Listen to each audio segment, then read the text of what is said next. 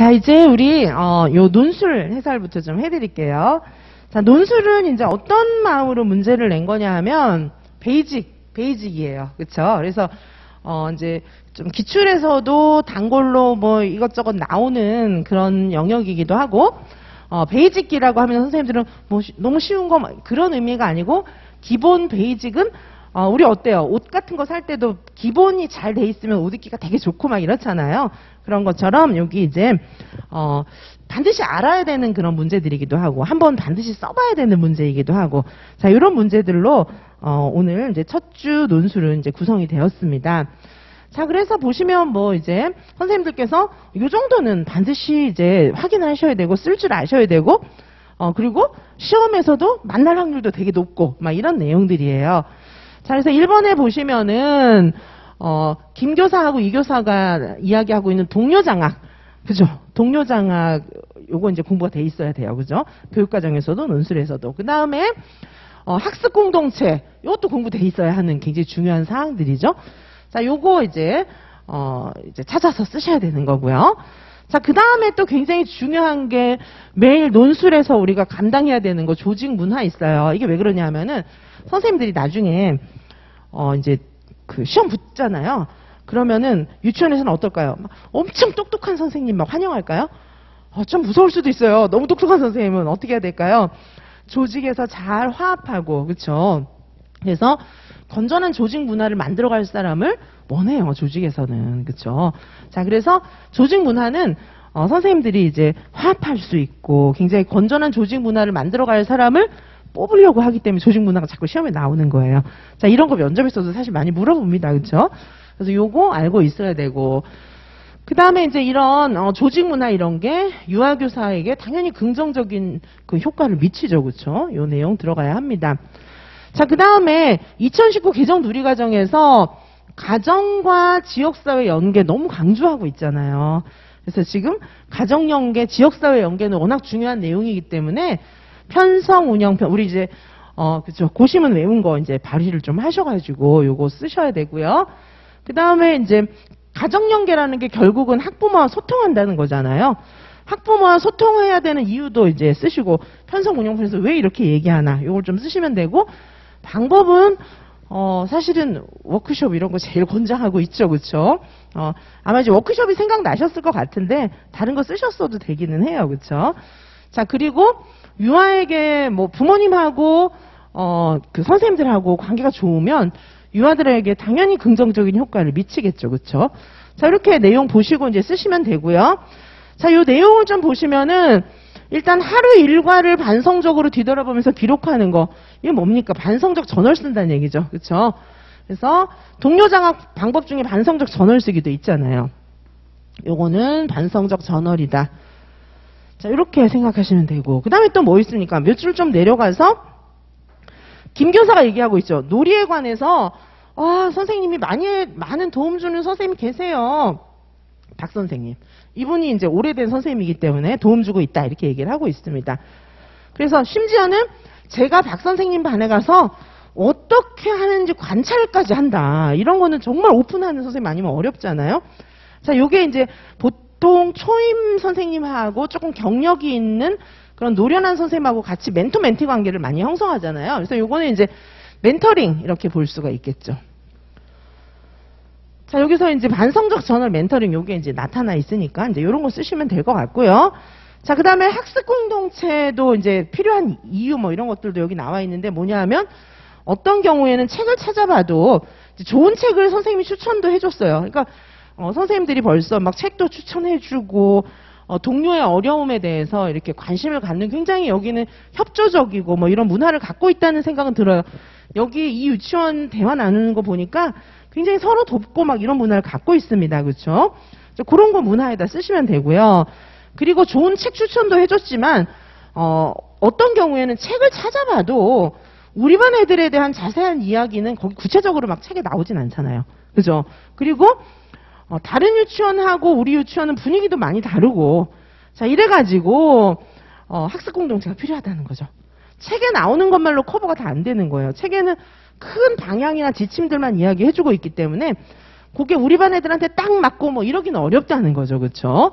자, 그래서 여기 보시면은 책을 찾아봐도 잘 안 나오고 이러니까 우리 유치원에 맞는 딱 맞는 도움을 줄 수 있는 것은 학습 공동체다. 뭐 이렇게 이제 볼 수가 있겠습니다.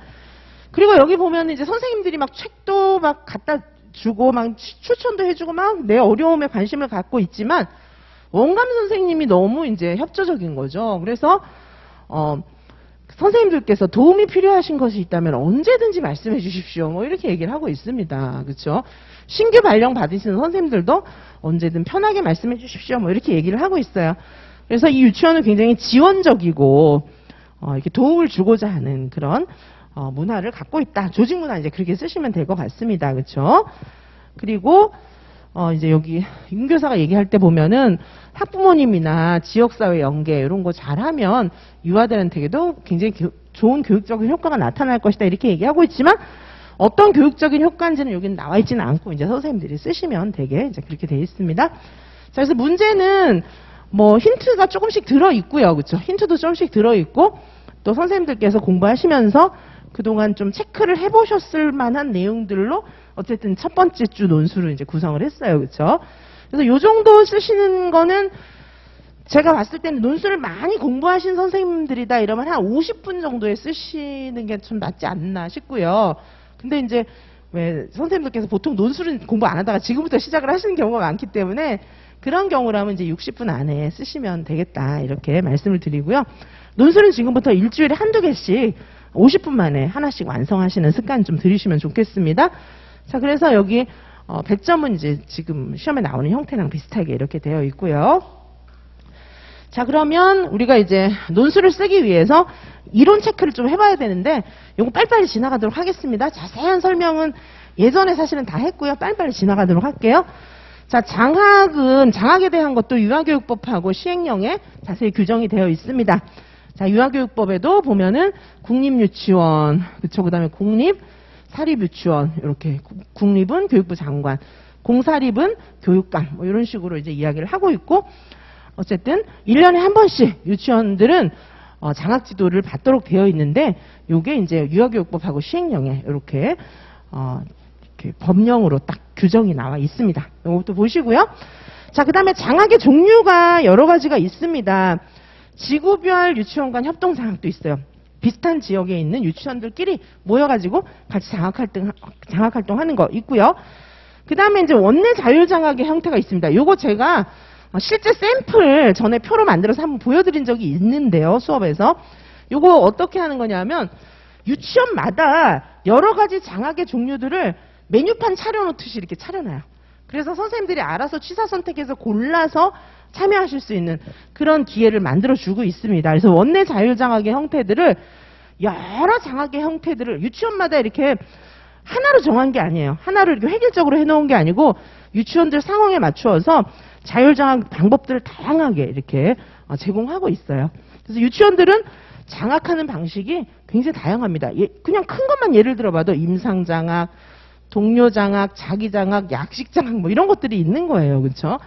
자, 이런 종류들을 보시면 임상장학이라고 하는 것은 교실 현장에서 장학자와 교사가 1대1의 친밀한 관계 속에서 대체로 여기는 이제 수업에 초점을 많이 맞춰요. 자, 수업 관찰, 피드백.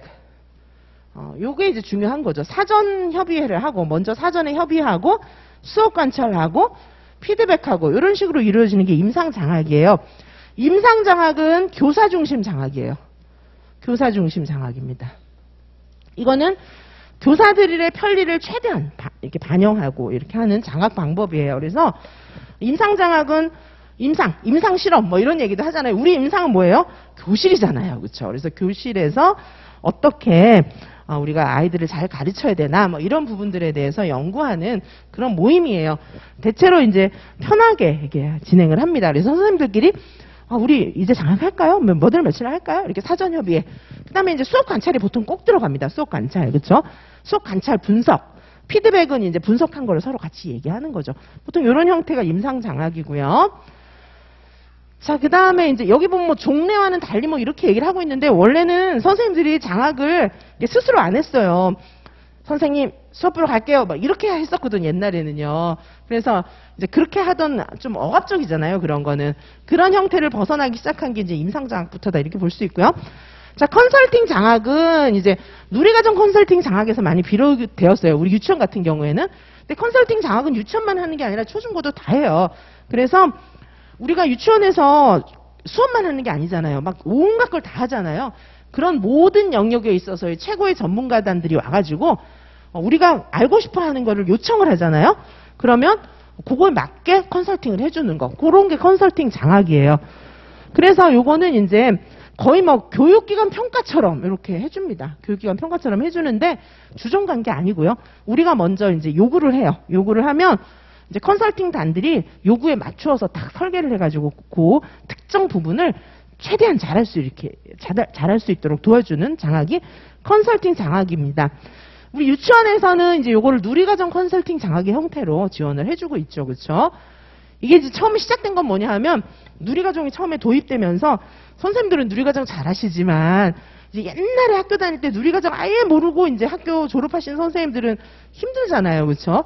그래서 이제 누리과정 모르고 졸업하신 선생님들 도와주고 뭐 이런 의미에서 처음에 출발은 했어요. 근데 지금은 이제 뭐 광범위하게 많이 활용을 하고 있습니다. 그래서 여기는 장학사, 원장, 원감, 교수 이런 전문가들이 팀을 이루어서 가가지고요. 요청하는 그 분야를 전적으로 컨설팅을 해줘요. 도와주는 겁니다. 그렇죠?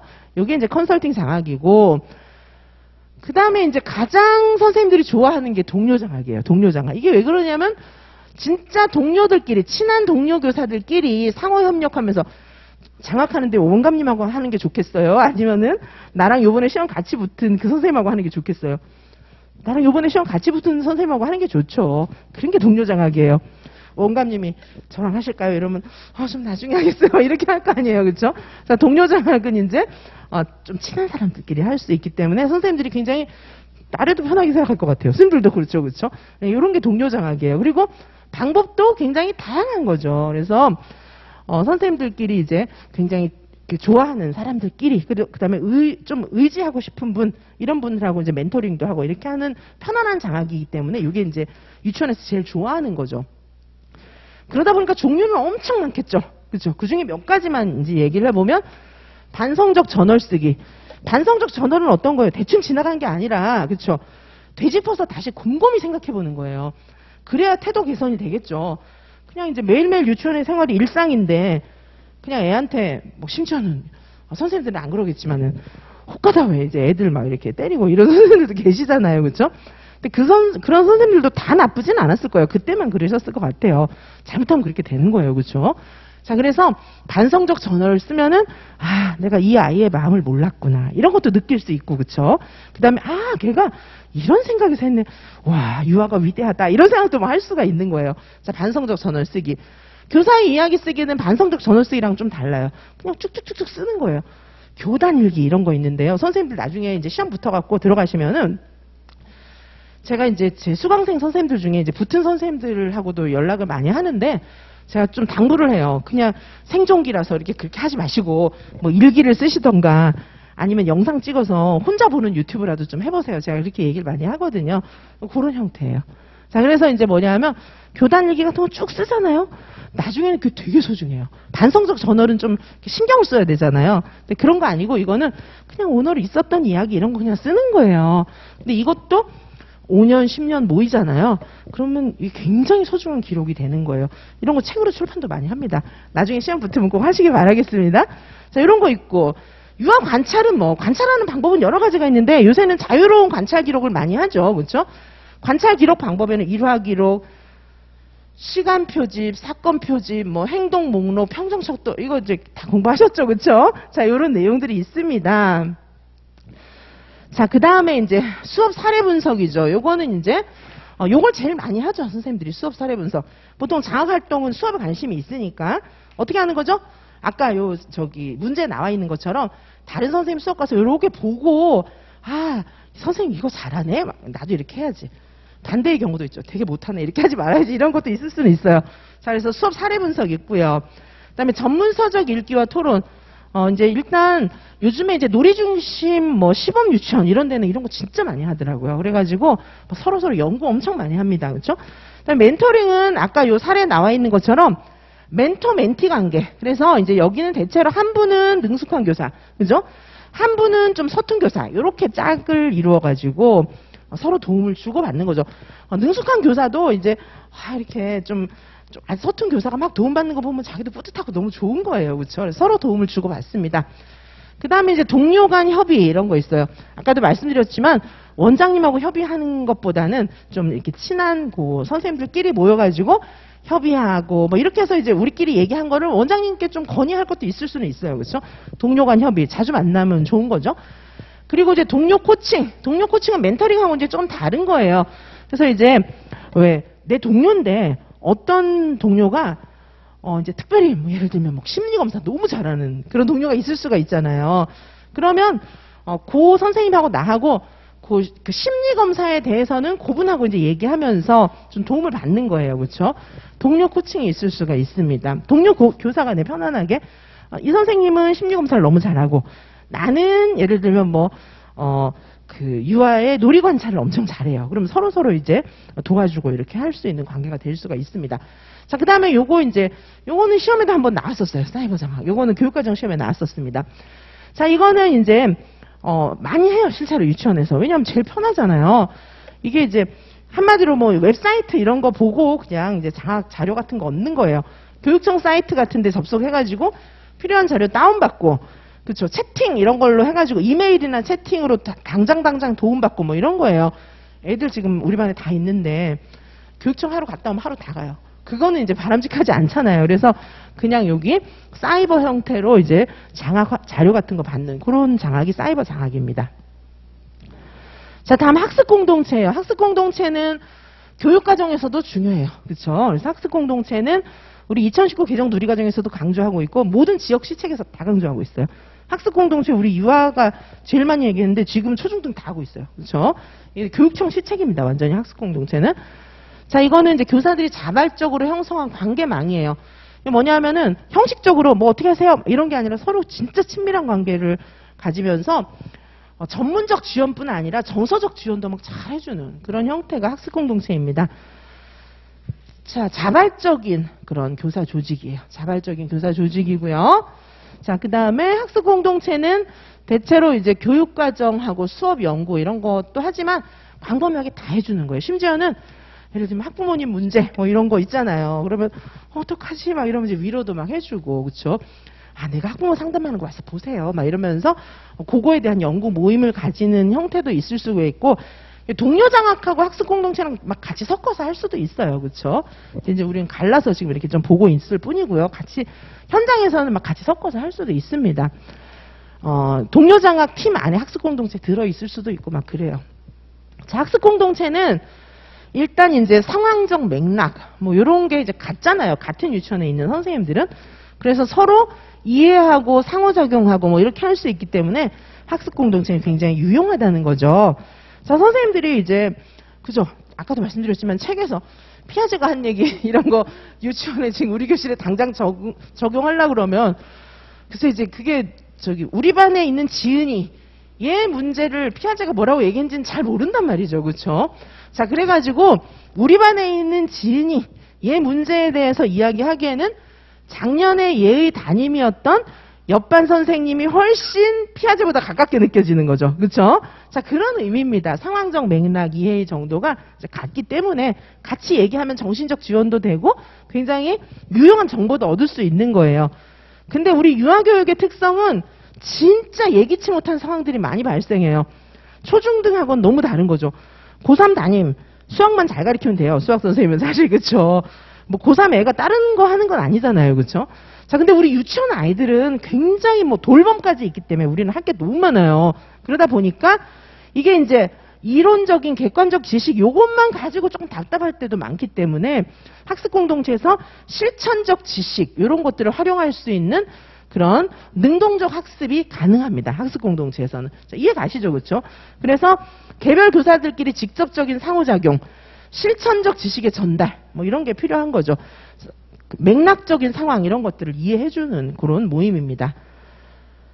자, 그리고 유아교사의 학습공동체의 효과 보시면은 동료교사와 상호작용을 부지런히 할 수 있고요. 그렇죠? 너무너무 위로가 되고 좋겠죠. 그리고 이 학습공동체하고만 이렇게 시범 유치원들 있잖아요. 이런 데 보면 학습공동체 엄청 열심히 해요. 이런 데는 선생님들이 전문성 발달해서 전부 대학원 가요. 막. 그렇죠. 유아교사로서의 정체성도 막 강력해지면서 공부 더 해야겠어. 이런 생각을 많이 할 수 있게 됩니다. 반성적 사고, 자아 정체성, 그 다음에 교과 지식 적용, 뭐 이런 것들이 다 가능해지고 있습니다. 교과 지식을 예전에는 그냥 책에 있는 지식, 피아제랑 나랑 뭔 상관 있어? 이랬는데 이걸 진짜 막 현장에 적용해 보니까 막 너무 재밌는 거예요. 이렇게 되는 겁니다. 같이 이야기하다 보면. 자, 그래서 요거 운영 방향은 요거는 이제 실행 자료집에 이렇게 나와 있어요. 그렇죠? 보통 이제 학습 공동체가 처음에 생길 때 이렇게 해요. 우리나라는 원래 학습 공동체가 없었잖아요. 근데 요게 이제 점점 심화되어 가면은 이제 요런 거는 지나고 다른 그런 단계들이 있긴 하지만 아직까지 실행 자료집에 있으니까. 그렇죠? 일단은 우리는 교육 비전을 같이 공유하고, 그렇죠? 다음에 학습 공동체는 굉장히 다양하게 운영될 수가 있습니다. 심지어는 인근 지역 다른 기관과 네트워크 이런 걸 형성해서 운영할 수도 있어요. 자, 학습 공동체의 효과들입니다. 학습 공동체를 통해서 선생님들이 전문성도 길러지고 불확실한 문제에서 답도 얻으시고 교사로서의 자아 정체성도 확립해 나갈 수가 있습니다. 자, 그 다음에 2019 개정, 이제 관찰 기록 뭐 얘기 여기 나오니까. 자, 2019 개정 누리과정에서는 놀이 관찰하라고 되어 있고요. 놀이 관찰은 좀 자유롭게 하라 이렇게 되어 있죠. 그렇죠? 놀이 관찰은 선생님들이 꾸준히 관찰하셔야 되고요. 그리고 놀이 속에서 의미 찾기를 위해서 관찰을 한다. 이렇게 볼 수가 있습니다. 교사들은 항상 그렇죠? 아이들한테 놀이를 이렇게 했는가? 이걸 이제 늘 질문을 하셔야 됩니다. 그죠? 그래서 어떻게 된 거죠? 이 놀이가 유아가 선택한, 내가 시킨 거 아니야? 뭐 이런 거 항상 생각해 보셔야 되고요. 내가 시켰으면 유아한테 주도권이 있는 게 아니죠. 그렇죠? 그 다음에, 선택권, 누구한테 줬나? 이거 항상 생각해 보고 애들이 놀이에 몰입하고 있나? 몰입 안 하고 실컷 놀다가 선생님 저 이제 나가서 놀아도 돼요? 이러면 이제 걔네들은 놀이한 게 아니고 일한 거예요. 그렇죠? 이거 실행자료집에 나오는 그런 질문들이에요. 요거를 이제 늘 생각해 보시면서 관찰을 하라 이렇게 되어 있고요. 그리고 이제 지금 우리 2019 개정 누리과정에서는 비구조화된 놀이 관찰을 많이 얘기를 하고 있어요. 그렇죠? 여러 가지 방식이 있는데 그 중에서 일화 기록 이런 방법 많이 쓰고 있고요. 그렇죠? 그다음에 이제 구조화된 놀이 관찰이 우리 이제까지 공부했던 그런 내용들이죠. 3호세 누리과정에서는 대체로 이 구조화된 놀이 관찰을 해가지고 요거 생활기록부에 영역별로 다 써놓고 막 이렇게 했었어요. 자, 그래서 옛날에 이제 인지주의적인 접근 방법에 의해서 소개한 것이 구조화된 놀이 관찰이고요. 대체로 아시는 것처럼 뭐 시간 표집, 행동 목록, 평정촉도 다양한 방식을 다 쓰고 있습니다. 지금은 이제 조금 편안한 놀이 관찰을 하는 거가 이제 사례가 많이 나와 있죠. 그렇죠? 나머지는 선생님도 좀 보시기 바래요. 이거 지금 다 설명할 필요까지는 없지 않나요? 그렇죠? 한번 쭉 보시면 되겠습니다. 일화기로. 자, 시간 표지법은 이제 시간에 관한 그런 어떤 규정을 딱 명확하게 해주고 있어요. 1분 보고 10초씩 쓰세요. 뭐 이런 거 하고 있는 거고요. 평정 척도는 평가를 이렇게 단위로 나눠 놓은 거예요. 5점 척도, 3점 척도 이런 식으로. 자, 그리고 행동 목록 체크리스트는 같은 거예요. 예, 아니요. 뭐 여기 보시면 예, 아니요. 그렇다, 아니다. 뭐 이런 식으로 표시를 하도록 되어 있습니다. 비디오 촬영 방법도 사용할 수가 있습니다. 자, 그 다음에 조직 문화인데요. 조직 문화라고 하는 것은 그 조직 구성원이 공유하고 있는 철학, 신념, 이데올로기, 뭐 태도 이런 거예요. 그래서 선생님들 뭐 이제 유치원 교사 경력도 선생님들 계신 분 많이 있으시고요. 현재 뭐 원장님도 계시고 사실 그렇죠. 그리고 이제 혹시 이제 유치원 교사 경력이 없다 이러면은 뭐 교생 실습도 해보시고 예전에 이제 많이 해보셨잖아요. 그러면 기관마다 가보면은 분위기가 팍팍 다르잖아요. 그래서 어디는 나랑 맞는데 어디는 나랑 안 맞다 막 이런 데가 있잖아요. 그런 것들이 조직 문화예요. 그렇죠? 쉽게 말하면.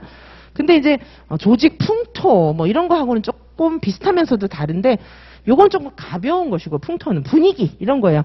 이거는 분위기 공유된 지각. 요 문화는 조금 더 심도 있는 거예요. 내재된 겁니다.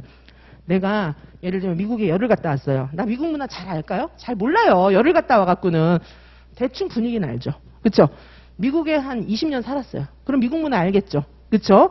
그래서 풍토는 전체적인 분위기 뭐 이런 거고 문화는 조금 더 체계화된 거예요. 그래서 공유된 가치관이라든지 규범이라든지 뭐 이런 건데 긍정적인 조직 문화가 딱 형성돼 있으면 신입이 딱 들어오잖아요. 그러면 신입도 얼른 그 조직 문화를 딱 몸에 익혀요. 그래가지고 이 조직이 엄청 발전하는데 큰 역할을 하는 것이 조직 문화입니다. 자, 조직 문화의 기능들이 있습니다. 이건 이제 나쁜 조직 문화 말고 좋은 조직 문화 얘기하는 거예요. 조직 문화가 나쁘면 그 조직은 빨리 망해요. 와야 돼요, 와해. 근데 이제 좋은 조직 문화를 갖고 있으면 정체성 생깁니다. 아, 나는 여기 교사야. 이러면서 너무 좋아하는 거예요.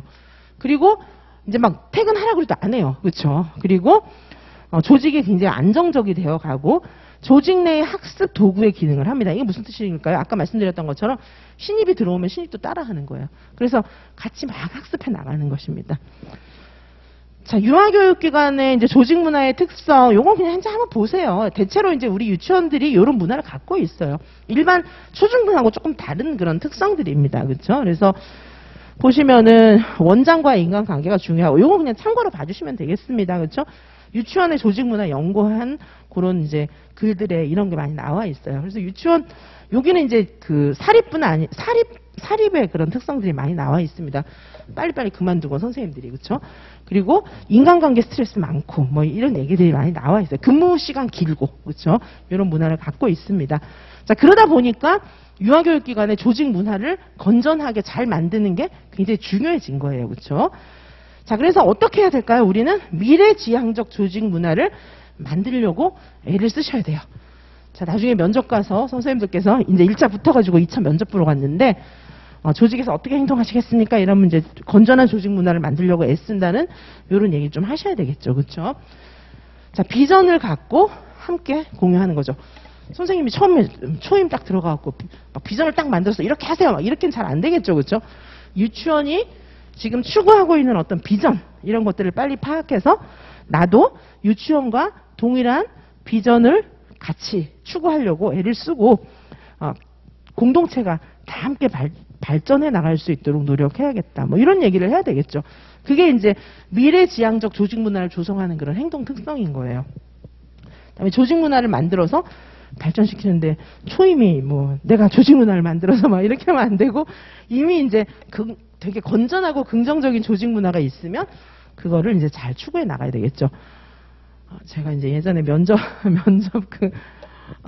문제 이렇게 내고 이렇게 답변을 시키고 이렇게 해봤는데 막 그런 선생님도 계시더라고요. 가서 막 체육관을 지어가지고 뭘 하겠다 막 이런 선생님도 계신데 초임이 가서 체육관 짓는다 그러면 이제 다 골치 아프겠죠, 그렇죠? 그래서 그렇게 대답하는 건 바람직하지는 않습니다. 그건 나중에 이제 면접 볼 때 얘기하시고요.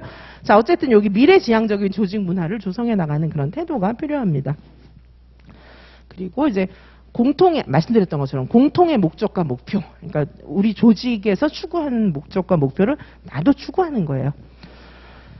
그리고 이제 성공적인 교사의 그런 이제 조직에서 하는 그런 행동들도 굉장히 미래지향적인 측면 고려하는 게 필요합니다. 자, 많은 구성원들이 같이 민주적인 거죠, 이거는. 민주적인 조직 문화를 갖고 있으면 굉장히 좋죠. 그쵸? 그 조직이. 그리고 이제 좀 업무 공간이 좀 잘 마련되어 있으면 좋죠. 유치원 쉽진 않습니다, 이거는. 그리고 교사와 부모들의 개별적인 성장, 뭐 유치원 위해서 희생해라, 막 이러면 별로 안 좋겠죠, 그렇죠? 그러니까 유치원의 발전 방향이 곧 개인의 발전 방향이고 이러면 좋습니다. 그리고 이제 어떤 프로그램을 한번 만들었으면 선생님들하고 같이 계속 모여서 같이 하면서 평가, 검토, 수정하고 뭐 이런 것들이 이제 좋겠습니다. 자, 이런 게 이제 좀 바람직한 조직 문화인데 아까 여기 이제 문제에 나온 유치원은 이렇게 하고 있어요, 지금. 요런 사례들이 드러나 있었습니다. 자, 모범 답안이고요. 모범 답안은 보시면 여기 이제 요게 서론이에요. 서론이고 대체로 이제 요거는 제가 이전에 제 논술 문풀반에서 드렸던 만능틀 많이 사용한 거예요. 그렇죠? 그래서 요거 근데 제가 이제 첨삭을 해보니까 이 만능틀을 안 써도 너무 잘 쓰시는 선생님들도 많이 계시더라고요. 그리고 이제 어떤 선생님들은 만능틀을 활용해서 막 시간을 10분씩 절약하시는 선생님들도 계세요. 그러니까 이제 선생님들마다 편한 방법으로 쓰시면 되겠고요. 그리고 제가 이제 첨삭하고 선생님들 많이 만나는 게 선생님들 또 이렇게 조언 드리는데 도움이 또 되는 것 같아요.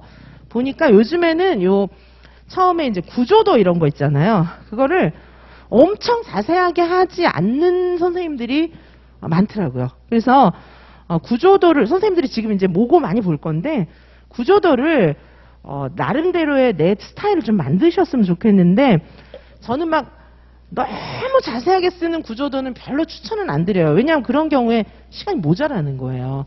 그리고 교육과정도 그렇고 논술을 이제 구조도를 너무 자세히 하면은 막 다 써가지고 그걸 그대로 옮기잖아요.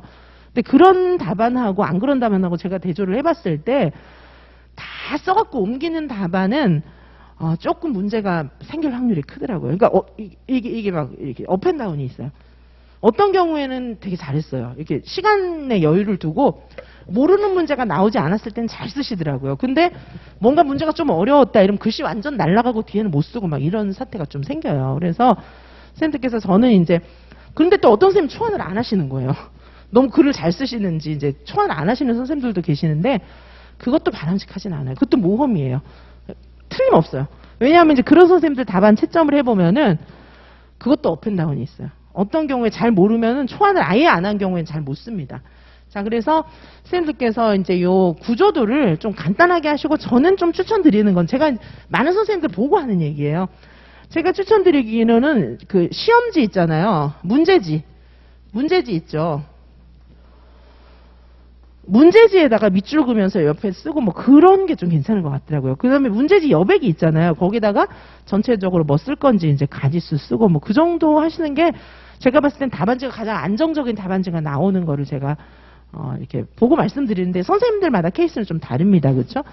자, 그래서 요거 이제 구조도를 막 구조를 거의 답안지를 쓰듯이 완벽하게 쓰시는 선생님들 계신데 그런 경우는 진짜 업앤다운이 좀 있었어요. 그래서 조금 구조도를 간략하게 하시는 게 좋지 않나 그런 말씀을 좀 드리고요.